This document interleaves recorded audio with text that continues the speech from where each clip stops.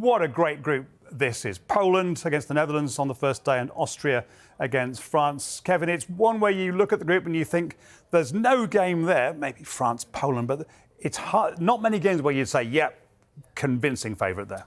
Yeah, I think what's interesting, Gus Poyet talking there, he knows all about the Netherlands because he faced them as Greece coach and pushed them really hard as well. It was a late Virgil van Dijk penalty that won that game, but Greece could have easily won that game. So the Netherlands, there are question marks, but defensively, they have all the tools that you need. You know, Virgil van Dijk, we know, Nathan Ake, Matthijs de Ligt, who's had some injury problems with Bayern.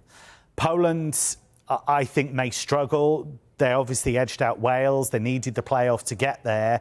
They have one of the world's best strikers still in Robert Lewandowski. They have a great goalkeeper in Wojciech Szczęsny, but I think there are problems in that team. That Austria-France game is fascinating to me because Austria are all about energy without the ball and the high press. Can they catch France out if France are a little bit sloppy in possession? So that's a really fascinating one for me. France, I think, are the favourites for the whole tournament, but there are some potential traps there as well. What do you think of France? Where are they? Where are they at? Well, what you talked about before, Nick, about was an advantage almost to England to deflate expectation a little bit by losing that game against Iceland. Not only do I think is France having that goalless draw with Canada helpful in deflating expectation a little bit, they had a really good bit of learning from there. And Didier Deschamps said it himself after the game, don't play Antoine Griezmann as a second striker.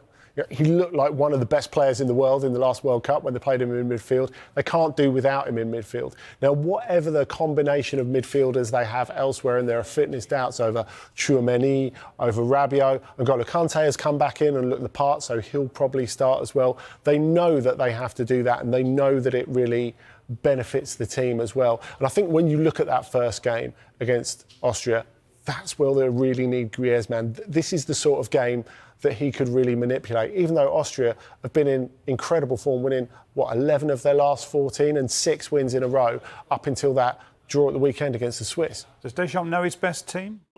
Kevin Hatchard of talking about whether Didier Deschamps knows his best team for France to kick off in Group D against Austria.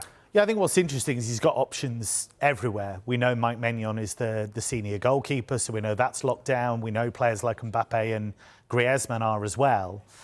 But there are questions. We think Marcus Thuram will get the nod ahead of Olivier Giroud at the top of the pitch because Thuram maybe has that greater mobility, had a brilliant season alongside Lautaro Martinez for Inter as they ran away with the Scudetto.